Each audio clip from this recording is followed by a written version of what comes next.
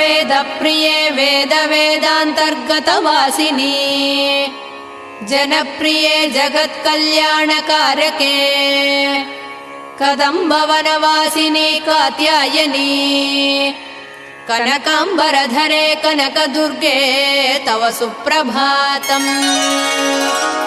कल्पवृक्षे महाकल्पादिकालनिर्णये मातः मधुसूदनादिमहादेव विनुते मन्दाकिनी सलिलसेवितपदे मन्दस्मिते कनकाम्बरधरे कनकदुर्गे तव सुप्रभातम्।